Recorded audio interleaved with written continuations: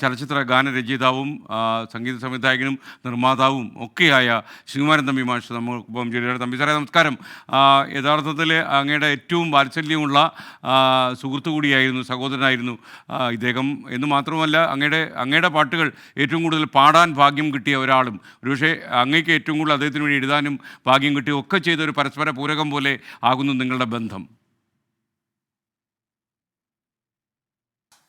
ഇല്ല, ഞങ്ങൾ തമ്മിലുള്ള ബന്ധം രണ്ട് സഹോദരന്മാർ തമ്മിലുള്ള ബന്ധമാണ്, രണ്ട് സിനിമാക്കാർ തമ്മിലുള്ള ബന്ധമല്ല. അത് പരിചയപ്പെട്ട കാലം മുതൽ 1966 ഞാനും ജയചന്ദ്രനും സിനിമയിൽ കാലുകുത്തുന്നത്. അന്ന് മുതൽ ഇന്ന് വരെ 58 വർഷമായിട്ട് ഞങ്ങളുടെ ബന്ധം തുടരുകയാണ്. ഞങ്ങൾ രണ്ടുപേരും ഏതാണ്ട് ഒരേ സ്വഭാവക്കാരാണ്, മനസ്സിലുള്ളത് വെട്ടിത്തോടെന്ന് പറയുന്ന ആൾക്കാരാണ്. സ്റ്റേജിൽ വെച്ച് പോലും ജയചന്ദ്രൻ ചെയ്യാറുണ്ട്. ഏതെങ്കിലും ഒരു പാട്ട് പാടുമെന്ന് പറഞ്ഞാൽ പാട്ട് പാടാൻ സാധ്യമല്ല എന്ന് മൈക്കുകൾ വിളിച്ചു പറയുന്ന ആളാണ് ജയചന്ദ്രൻ. അപ്പോൾ ഞങ്ങൾ രണ്ടുപേരുടെ ഒരേ സ്വഭാവമാണ്. ഇതിനെക്കുറിച്ച് ഞങ്ങളിന്ന് സംസാരിക്കുമായിരുന്നു. പക്ഷേ സഹോദരന്മാരെ പോലെ ഞങ്ങൾ ഒരിക്കലും തമ്മിൽ പിണങ്ങാതെ ഇത്രയും കാലം ജീവിച്ചു. ഞങ്ങൾ രണ്ടുപേരും ഇപ്പോൾ സിനിമയിൽ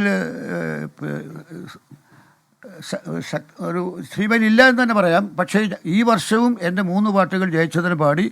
3 പാട്ടുകൾ യൂട്യൂബിന് വേണ്ടിയാണ്, യൂട്യൂബിൽ കിടപ്പുണ്ട് ആ പാട്ടുകൾ. അപ്പോൾ ഞങ്ങളുടെ ബന്ധം അഭകരമായി തുടരുകയായിരുന്നു. പിന്നെ ജയചന്ദ്രനെക്കുറിച്ച് പറയാനുള്ള എൻ്റെ ഏറ്റവും വലിയ, സംഗീതത്തെ ഇത്രയധികം സ്നേഹിച്ച ഒരു പാട്ടുകാരനെ ഞാൻ കണ്ടിട്ടില്ല. അതിൻ്റെ പ്രധാന തെളിവ് എന്താണെന്ന് പറഞ്ഞാൽ ഒരിക്കലും അദ്ദേഹം പാടിയ പാട്ടുകളെക്കുറിച്ച് സംസാരിക്കുകയില്ല. അത് പാടിക്കഴിഞ്ഞാൽ അപ്പോൾ സംസാരിക്കുന്നതല്ല, അത് പിന്നീട് അദ്ദേഹം സംസാരിക്കുമ്പോഴും മറ്റുള്ളവർ പാടിയ പാട്ടുകളെക്കുറിച്ചാണ്. അതുപോലെ ഇത്രയധികം പാട്ടുകൾ കാണാതെ പഠിച്ചിട്ടുള്ള ഒരു പാട്ടുകാരൻ വരെയില്ല.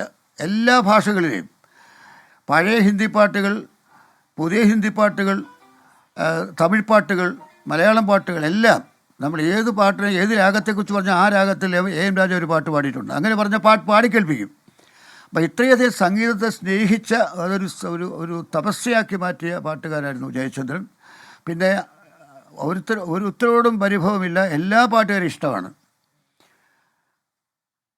യഥാർത്ഥത്തിൽ ഈ സംഗീതത്തിലെ ഭാവം, പ്രത്യേകിച്ച് പാട്ടുകൾ പാടുന്നതിലെ ഭാവം പ്രകടിപ്പിക്കുന്നതിൽ അദ്ദേഹത്തിന് അസാമാന്യമായ ഒരു പ്രതിഭയുണ്ടായിരുന്നു. ഇക്കാലം അത്രയും പാടിവെച്ച പാട്ടുകളിലൊക്കെ തന്നെ ഈ ഭാവം വളരെ പ്രകടമായിരുന്നു. അങ്ങേക്ക് അത്യാവശ്യം സംഗീതബോധമുള്ള ആളാണല്ലോ. അങ്ങ് ആ രീതിയിൽ ഈ ജയചേട്ടനെ എങ്ങനെയാണ് വിലയിരുത്തിയിട്ടുള്ളത്? ഇപ്പം നമ്മൾ ജയചന്ദ്രനെ കുറിച്ച് പറയുമ്പോൾ എല്ലാവരും പറയുന്നതാണ് ഭാവഗായകൻ ജയചന്ദ്രൻ എന്ന് പറയുന്നത്. അത് വെറുതെ പറയില്ലല്ലോ. അപ്പോൾ ഭാവഗായകൻ എന്ന് ജയചന്ദ്രൻ എന്ന് പറയണമെങ്കിൽ അദ്ദേഹം പാട്ടിൽ കൊണ്ടുവന്ന ഭാവം അത്രമാത്രം ജനഹൃദയങ്ങളിലേക്ക് പടർന്നു എന്നാണ് അർത്ഥം. അത് എത്ര പാട്ടുകൾ വേണമെങ്കിൽ ഇപ്പോൾ ഞാൻ പാടിയ 220ഓളം പാട്ടുകളാണ് ജയചന്ദ്രൻ പാടിയിരിക്കുന്നത്.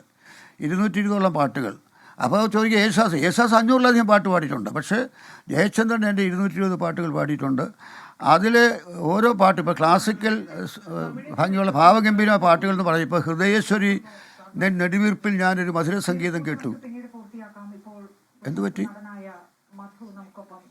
ഓക്കെ, കേൾക്കാം. അങ്ങ് പറഞ്ഞോളൂ. എനിക്ക് കേൾക്കാം.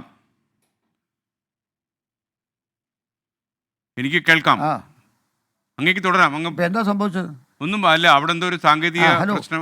ഒന്നുമില്ല, അങ്ങ് പറയാം തീർച്ചയായിട്ടും. ഹൃദയശ്വരി എന്നുള്ള പാട്ടിന്റെ കാര്യം അങ്ങ് പറഞ്ഞു. അതായത് ഈ ഭാവം അതെ, ഞാൻ എഴുതിയ പാട്ടുകൾ പറയും. ആദ്യം മുതൽ നിൻമണിയറയിലെ നിർമ്മല ശയ്യയിലെ നീലനീരാളമായി ഞാൻ മാറിയെങ്കിൽ എന്നുള്ള വളരെ പ്രശസ്തമായ പാട്ട് എത്ര മനോഹരമായി ഭാവസാന്ദ്രമായിട്ടാണ് ജയചന്ദ്രൻ പാടിയിരിക്കുന്നത്. അത് പാടുമ്പോൾ പിന്നെ എനിക്ക് 29 വയസ്സും ജയചന്ദ്രന് 25 വയസ്സുമാണ്. അപ്പോൾ അത് കഴിഞ്ഞിട്ട് എത്ര പാട്ടുകൾ. ഇപ്പോൾ മായ എന്ന രാമുഖാരായിട്ട് ഡയറക്ടർ മായയിലെ സന്ധ്യയ്ക്കെന്തിന് സിന്ദൂരം, ചന്ദ്രികയ്ക്കെന്തിന് വൈഡൂര്യം, കാട്ടാറിനെന്തിന് പാദസരം, എൻ കൺമണിക്കെന്തിന് ആഭരണം എന്ന പാട്ട്. ഞാൻ ആദ്യമായി സംവിധാനം ചെയ്ത ചന്ദ്രകാന്തത്തിലെ രാജീവ് നയനെ നീ ഉറങ്ങൂ, രാഗവിലോലെ നീ ഉറങ്ങൂ എന്നുള്ള പാട്ട്. അതുപോലെ ദേവരാജ മാസ്റ്റർ എനിക്ക് വേണ്ടി ഈണം ചെയ്ത എൻ്റെ പാട്ട് ഹൃദയേശ്വരിയിൽ നിന്ന് നെടുവീർപ്പിൽ ഞാനൊരു മധുര സംഗീതം കേട്ടു. ഈ പാട്ടുകളൊക്കെ കേട്ടാൽ ഇപ്പോൾ ഹൃദയേശ്വരിയിൽ നിന്ന് നെടുവീർപ്പിൽ ഞാനൊരു മധുര സംഗീതം കേട്ടു വളരെ താഴ്ന്ന സ്ഥായിയിൽ തുടങ്ങുന്ന പാട്ടാണ്. പക്ഷെ അവിടെയും എത്ര ഭാവം, എത്ര സുന്ദരമായിട്ടാണ് ജയചന്ദ്രൻ സന്നിവേശിപ്പിച്ചിരിക്കുന്ന പാട്ട് കേട്ടാലേ അറിയൂ. വീണ്ടും കേൾക്കാൻ നമുക്ക് തോന്നും. വീണ്ടും കേട്ടാലേ ജയചന്ദ്രൻ്റെ ഭാവം എത്ര മനോഹരമാണെന്ന് നമുക്ക് മനസ്സിലാവുള്ളൂ. അതേ സമയത്ത് ഒരു നമ്മൾ ഫാസ്റ്റ് നമ്പർ എന്ന് പറഞ്ഞാൽ ഇപ്പോൾ ചന്ദനത്തിൽ കടഞ്ഞെടുത്ത് സുന്ദരി ശില്പം ഒരു ഫാസ്റ്റ് നമ്പർ പാട്ടാണ്. തുള്ളിയോടും പുള്ളിമാനം നെല്ല് നിൻ്റെ വള്ളിമയുടെ കാട് ഇവിടെ ചൊല്ലി. ഇതൊക്കെ എൻ്റെ പാട്ടുകൾ, ഞാൻ പറയുന്നത് എൻ്റെ പാട്ടുകളെക്കുറിച്ചാണ്. ഈ രണ്ട് പാട്ടുകൾ കേൾക്കുമ്പോൾ അതിൽ വേറൊരു ഭാവമാണ്. അത് ആ ഒരു സ്പീഡ് നമ്പറിൽ എങ്ങനെ പാടണോ അതുപോലെ പാടും. കോമഡി പാട്ട്, ഞാനൊരു പാവം മോറിസ് മൈനർ, അവളൊരു 71 ഇമ്പാല, എൻ്റെ ഒരു കോമഡി പാട്ട് പാടിയിട്ടുണ്ട്. ജയചന്ദ്രൻ എത്ര മനോഹരമായിട്ടാണ് ഹാസ്യം കൊണ്ടുവരുന്നത് ശബ്ദത്തിൽ. അപ്പോൾ നമ്മൾ ഭാവഗായകൻ എന്ന് വിളിക്കുന്നതിന് കാരണം അതാണ്. ആ പാട്ടിൽ ഇപ്പോൾ ദുഃഖമാണെങ്കിൽ ആ ദുഃഖത്തിൻ്റെ ഭാവം, പ്രണയമാണെങ്കിൽ പ്രണയഭാവം. ഇപ്പോൾ ഹൃദയേശ്വരി നെടുവീർപ്പിൽ ഞാനൊരു മധുരസംഗീതം കേട്ടു എന്നുള്ള പാട്ടും നിന്മറിയലെ എന്നുള്ള പാട്ടും ഒക്കെ അതിന് വ്യത്യസ്തത. തമ്പിസാറെ, ഇടയ്ക്ക് അദ്ദേഹം ചില സിനിമകളിൽ, നക്ഷത്രങ്ങൾ പോലെയുള്ള ചില സിനിമകളിൽ മുഖം കാണിച്ചു. അപ്പോൾ ആ കാലമൊക്കെ എങ്ങനെയായിരുന്നു ജയേട്ടൻ അതിനെ കണ്ടിരുന്നത്? ഈ അഭിനയം നല്ല നടനാണ് എന്ന് അദ്ദേഹം പ്രേക്ഷകരെ ബോധ്യപ്പെടുത്തിയ രംഗങ്ങളാണ് അന്ന് മലയാള സിനിമാ പ്രേക്ഷകർ കണ്ടത്. അന്ന് എങ്ങനെയായിരുന്നു തമ്പിസാറിനോടൊക്കെ ഈ കാര്യം അദ്ദേഹം സംസാരിക്കുക? അല്ല, ഞങ്ങളതിനെക്കുറിച്ച് സംസാരിക്കും. എല്ലാം രംഗങ്ങളൊക്കെ എന്നെ അഭിനയിച്ച് കാണിക്കുമായിരുന്നു. പക്ഷേ അത് ജയചന്ദ്രൻ ഒരിക്കലും നടനാകാൻ ആഗ്രഹിച്ചില്ല. നിർബന്ധം കൊണ്ട്, ചിലരുടെ നിർബന്ധം കൊണ്ട് അഭിനയിച്ചതാണ്. ജയൻ ചെയ്യാൻ ശരി. ഇപ്പോൾ MTയുടെ സ്ക്രിപ്റ്റിലാണ് നക്ഷത്രങ്ങളുണ്ട്, വേറെ പിന്നെ രണ്ട് മൂന്ന് പടങ്ങളിൽ അഭിനയിച്ചിട്ടുണ്ട്. അതെല്ലാം മറ്റുള്ള നിർബന്ധം കൊണ്ട് അഭിനയിച്ചതാണ്. അത് പക്ഷേ നല്ല ഒന്നാന്തരം നടനാണ്. ഒരു നടനെന്ന നിലയിലും പ്രശസ്തനാകാൻ കഴിയുമായിരുന്നു. അത് ബാലസുബ്രഹ്മണ്യം, SP ബാലസുബ്രഹ്മണ്യത്തെ പോലെയാണ് ജയചന്ദ്രൻ. കാരണം നല്ല ഭാവസാന്ദ്രമായി പാടും, നന്നായിട്ട് അഭിനയിക്കും. അതുപോലെ മറ്റുള്ള പാട്ടുകാരുടെ പാട്ടുകൾ ഇത്രയധികം കാണാതെ പഠിച്ചിട്ടുള്ള ഒരു ഗായകൻ വേറെയില്ല. ഇപ്പോൾ നമ്മൾ ജയചന്ദ്രനുമായിട്ട് സംസാരിക്കാനിരുന്നാൽ ജയൻ്റെ പാട്ടുകളെക്കുറിച്ച് മിണ്ടുകയില്ല. നമ്മൾ അങ്ങോട്ട് പറഞ്ഞാൽ മാത്രം ആ പാട്ട് അതെ അതെ അതെ എന്ന് പറഞ്ഞെങ്കിൽ വിടും. പക്ഷേ ജയൻ എപ്പോഴും സംസാരിക്കുന്നത് മറ്റു ഗായകരുടെ പാട്ടുകളാണ്. അത് നമ്മളെ പാടി കേൾപ്പിക്കുന്നതിൽ പുള്ളിക്കൊരു സുഖമാണ്. ഇത്രയും നിസ്വാർത്ഥനായ ഒരു പാട്ടുകാരനെ ഞാൻ കണ്ടിട്ടില്ല. അപ്പോൾ നമ്മൾ ഹിന്ദി പാട്ടുകളെക്കുറിച്ച് സംസാരിക്കുകയാണെങ്കിൽ ആദ്യകാല ഹിന്ദി പങ്കജ് മല്ലിക്ക് ആ കാലം, സൈഗാൾ കാലം മുതൽ എല്ലാ കാര്യങ്ങളും ജയൻ അറിയാം. അതുപോലെ ആദ്യകാല ഗായകരെക്കുറിച്ചറിയാം, ഗായികമാരെക്കുറിച്ചറിയാം. അപ്പോൾ ഇത് എങ്ങനെ പഠിച്ചു ഇത്രയധികം ഞാൻ അത്ഭുതത്തോടെ ചോദിക്കാറുണ്ട്.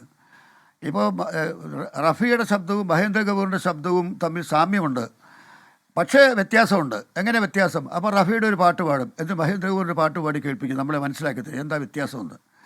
അതുപോലെ മുകേഷിൻ്റെ പാട്ടുകളുടെ പ്രത്യേകതയാണ്. മുകേഷ് അനുനാസികമുള്ള ഗായകനാണ്, റഫിയെപ്പോലെ വലിയ ഗായകനല്ല എന്നൊക്കെ പറയാറുണ്ട്. പക്ഷേ മുകേഷിൻ്റെ പാട്ടിൻ്റെ പ്രത്യേകത എന്താണെന്ന് നമ്മളെ പാടി കേൾപ്പിക്കും. കഹീൻ ദൂർ ജബ് ദിൻ ഥക്ക് ജായേ, ആ പാട്ടൊക്കെ പാടി കേൾപ്പിക്കും. അങ്ങനെ ഏത് ഭാഷയിലെ പാട്ടുകളെക്കുറിച്ചും ഇത്രയധികം പഠിച്ച ഒരു പാട്ടുകാരൻ എൻ്റെ അറിവിൽ വേറെയില്ല. അതുപോലെ ജയചന്ദ്രൻ ഏറ്റവും അധികം ആരാധന ഉണ്ടായിരുന്ന ഗായികയാണ് P. സുശീല. അപ്പോൾ ലതാ മങ്കേഷ്കറുടെ പാട്ടിനെക്കുറിച്ച് നമ്മൾ പറയുമ്പോൾ അതെ, ലതാ മങ്കേഷ്കർ വലിയ പാട്ടുകാരിയാണ്, പക്ഷേ സുശീലമ്മയുടെ പാട്ട് എന്ന് പറഞ്ഞ് P. സുശീലയിലേക്ക് മടങ്ങി വരും. അങ്ങനെ P. സുശീല പാടിയ തമിഴ് പാട്ടുകളും മലയാള പാട്ടുകളും മുഴുവൻ ജയൻ പാടുമായിരുന്നു. അപ്പോൾ ഇങ്ങനെ സംഗീതത്തെ സ്നേഹിച്ച, സംഗീതത്തിന് വേണ്ടി ജീവിച്ച ഒരു പാട്ടുകാരൻ വേറെയില്ല. അദ്ദേഹം ഒരുപാട് ക്ലാസിക്കൽ സംഗീതം പഠിച്ചിട്ടില്ല, പക്ഷെ എന്നാലും സെമി ക്ലാസിക്കൽ പാട്ടുകൾ മനോഹരമായി പാടുമായിരുന്നു. സ്വാതി തിരുനാളിൻ കാമിനി, സപ്തസുര, സുധാവാഹി എന്നുള്ള എൻ്റെ പാട്ട് എത്ര മനോഹരമായിട്ട് പാടിയിരിക്കുന്നത്. അപ്പോൾ അസാമാന്യ പ്രതിഭാശാലിയായിരുന്നു ജയചന്ദ്രൻ. ആ സംഗീതം ബോൺ സിംഗറാണ്, പഠിച്ച പാട്ടുകാരനല്ല, ജന്മനാൽ ഗായകനായ ആളാണ് ജയചന്ദ്രൻ എന്നാണ് ഞാൻ വിശ്വസിക്കുന്നത്. പിന്നെ ജയൻ 12 വർഷം മൃദംഗം പഠിച്ചതാണ്, മൃദംഗിസ്റ്റാണ്. അപ്പോൾ നല്ല താളബോധമുണ്ട്, ശ്രുതിശുദ്ധിയുണ്ട്. അത് മൃദംഗം പഠിക്കുമ്പോഴും താളബോധവും ശ്രുതിശുദ്ധിയും ഉണ്ടാകും. അപ്പോൾ അങ്ങനെ ശാസ്ത്രീയ സംഗീതം വോക്കൽ പഠിച്ചില്ല ഉണ്ടെങ്കിലും നന്നായിട്ട് മൃദംഗം പഠിച്ച ആളാണ്. അപ്പോൾ അങ്ങനെ ഏറ്റവും ഒടുവിൽ അടുത്ത കാലത്ത് നമ്മുടെ ഇരയിമ്മൻ തമ്മിയുടെ കരുണജീവാനന്ദ താമസം കൃഷ്ണ പാട്ടും പിന്നെ അതുപോലെ സ്വാതിനാളുടെ പദങ്ങളൊക്കെ മനോഹരമായി പാടി മനോരമ മ്യൂസിക് വന്നിട്ടുണ്ട്. അപ്പോൾ അദ്ദേഹം ക്ലാസിക്കലും പാടാൻ കഴിയുമായിരുന്നു അദ്ദേഹത്തിന്. പക്ഷേ തൻ്റേതായ ഒരു വഴിയിൽ തൻ്റേതായ ഒരു വ്യക്തിമുദ്ര പതിപ്പിച്ചിട്ടാണ് ജയചന്ദ്രൻ പോയിരിക്കുന്നത്. കാരണം ജയചന്ദ്രൻ്റെ പാട്ടുകൾ അത് പ്രത്യേകതയുള്ള പാട്ടുകളാണ്. അത് ഈ പാട്ട് ഇന്നാര് പാടിയത് കുറേ കൂടെ നന്നാകുമായിരുന്നു പറയാൻ സാധ്യമല്ല. കാരണം എല്ലാവരും ജയചന്ദ്രൻ്റെ ഭാവസാന്ദ്രത കണ്ട് ആ ശബ്ദത്തിൻ്റെ പ്രത്യേകത കണ്ടാണ് ആ പാട്ടുകൾ അദ്ദേഹത്തിന് കൊടുത്തിരിക്കുന്നത്. ഓക്കെ, നമുക്കിപ്പം ചേർന്നതിന് വളരെ സന്തോഷം. അങ്ങ് തൃശ്ശൂരിലേക്ക് യാത്ര പോകുന്നു എന്ന് ഞാൻ മനസ്സിലാക്കുന്നു. അങ്ങയുടെ യാത്ര തുടങ്ങട്ടെ. അങ്ങ് തൃശ്ശൂരിൽ അദ്ദേഹത്തിൻ്റെ വീട്ടിലെത്തട്ടെ. Okay, thank you. പ്രശസ്ത ഗാനരചയിതാവ് ശ്രീകുമാരൻ തമ്പിയാണ് നമുക്കിപ്പം ചേർന്നത്. അദ്ദേഹത്തിൻ്റെ ഒരുപാട് പാട്ടുകൾ, എണ്ണമറ്റ പാട്ടുകളാണ് ഇദ്ദേഹം പാടിയിട്ടുള്ള പി ജയചന്ദ്രൻ്റെ വിയോഗത്തിൽ മുഖ്യമന്ത്രി പിണറായി വിജയൻ ഇപ്പോൾ അനുശോചനം രേഖപ്പെടുത്തിയിരിക്കുന്നു. കാലദേശാതിർത്തികൾ ലംഘിക്കുന്ന ഗാനസബരിക്കാണ് വിരാമമായിരിക്കുന്നത്. ഒരു കാലഘട്ടം മുഴുവൻ മലയാളിയുടെയും ദക്ഷിണേന്ത്യക്കാരൻ്റെയും ഇന്ത്യയിലെ ആകെയുള്ള ജനങ്ങളുടെയും ഹൃദയത്തിലേക്ക് കുടിയേറിയ പാട്ടുകാരനാണ് പി ജയചന്ദ്രൻ. ജയചന്ദ്രൻ്റെ ഗാനശകലം ഉരുവിടാത്തൊരു മലയാളി ഉണ്ടാകില്ല എന്ന് തന്നെ പറയാം. ചലച്ചിത്ര ഗാനങ്ങളെയും ലളിതഗാനങ്ങളെയും ഭക്തിഗാനങ്ങളെയും ജയചന്ദ്രൻ ആലപിച്ചതെല്ലാം അനുവാചകൻ്റെ ഹൃദയത്തിലേക്ക് കടത്തിവിട്ടുവെന്ന് മുഖ്യമന്ത്രി ഓർമ്മിച്ചു.